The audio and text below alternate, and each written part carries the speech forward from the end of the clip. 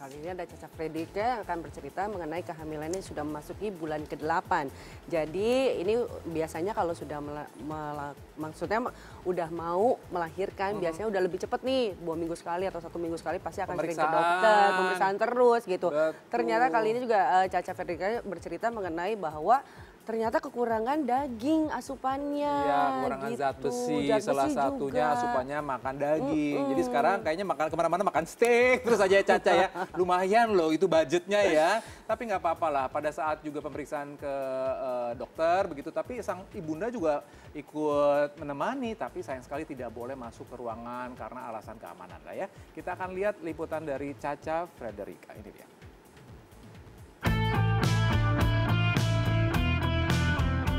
Memasuki masa trimester akhir kehamilannya, presenter cantik Caca Fredrika semakin giat menyambangi dokter spesialis kandungan guna melihat perkembangan calon buah hatinya. Di tengah wabah COVID-19 yang tengah melanda Indonesia, Caca pun menunjukkan momen penting bagaimana ia memeriksa kandungannya melalui sebuah video rekaman yang khusus dibagikannya untuk insert. Lantas, seperti apa kondisi kehamilannya saat ini? Langsung kita lihat aja yuk pemirsa insert. Semprot pakai ini, tapi emang suster udah diapain? Udah pakai alkohol 70%. Oh udah ya, ininya ya, apa ballpointnya ya, aman jadi sos.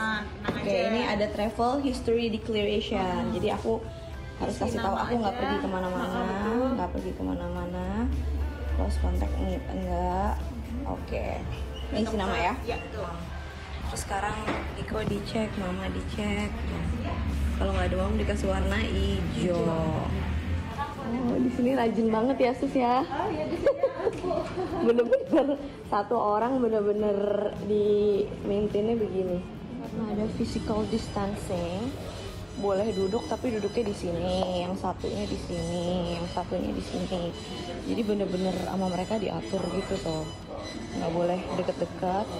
Terus ini biasanya banyak majalah di sini, ini di remove semuanya. Karena majalah biasanya tempat orang pegang-pegang kan. Gitu. Terus biasanya di sini juga ada cemilan, ada minuman, ada yang bisa kita ambil deh pokoknya. Service dari mereka juga diambil semuanya, jadi biar nggak ada buat meminimizing itulah transfer virus atau bakteri.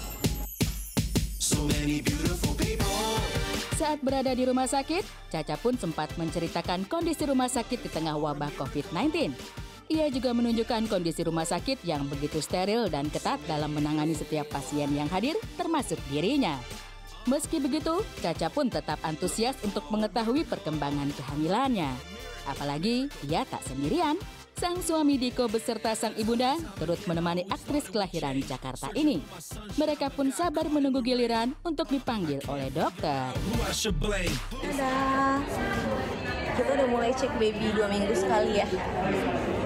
Sekarang baby usianya berapa?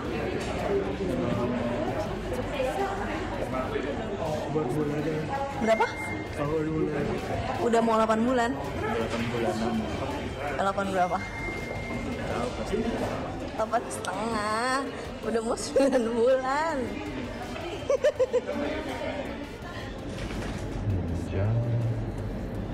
Tuh dia tendang-tendang tuh. Tendang-tendang nih, bayinya lagi dicek tendang-tendang.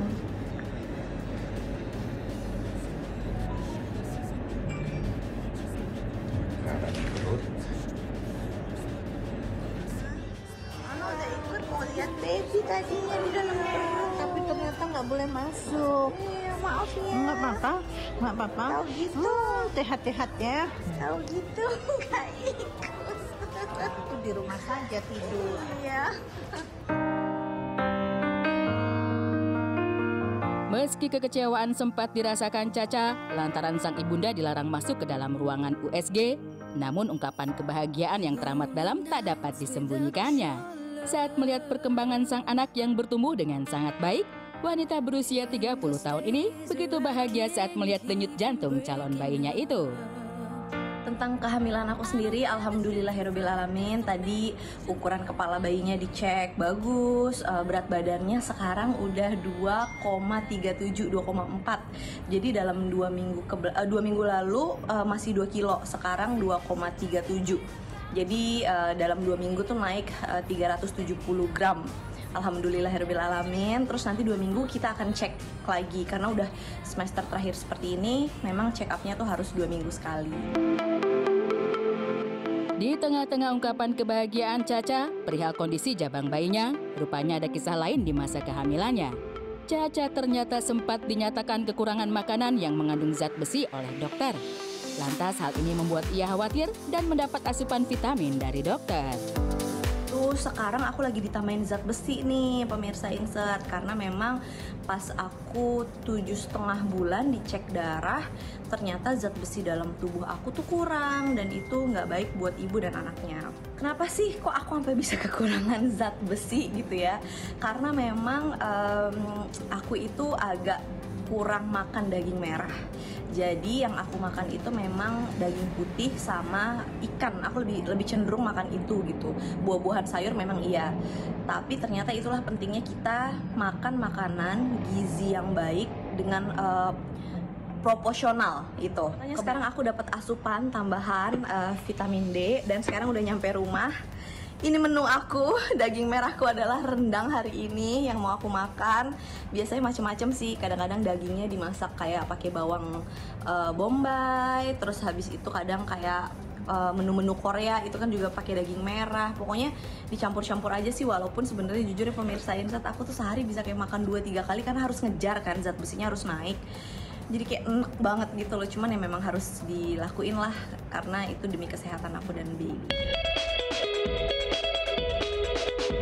Kini Caca pun lebih konsen dan patuh atas imbauan dokter untuk mengkonsumsi makanan yang mengandung zat besi. Tak hanya itu saja, Caca pun membagikan tips kesehatan lainnya kepada pemirsa Insert, terutama bagi keluarga yang tengah merencanakan program kehamilan. Salah satunya, ia menganjurkan kepada ibu yang ingin melakukan program hamil untuk berjemur.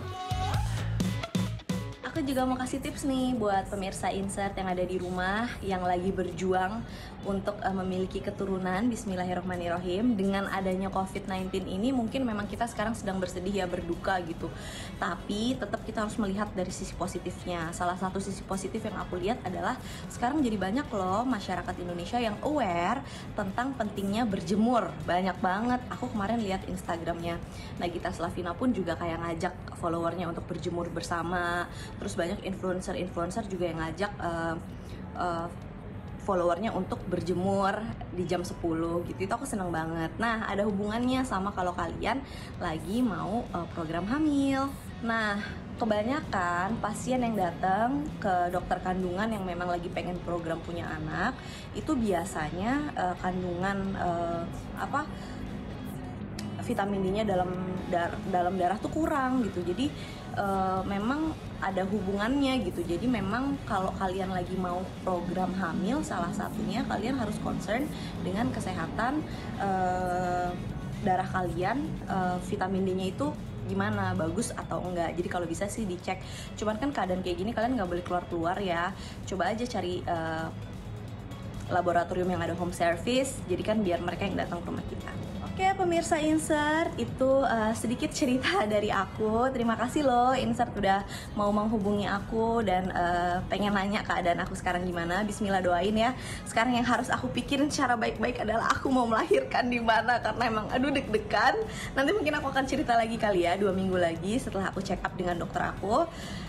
Kira-kira keputusannya aku akan melahirkan di mana ya? Doain ya. Semoga teman-teman Insert juga selalu dalam penjagaan Allah Subhanahu wa taala. Kita semua diberikan yang terbaik dan ambil positifnya, kita bersama dengan keluarga bahagia, karena ingat kalau kita stres itu akan menurunkan imunitas tubuh kita. Thank you semuanya. Dadah.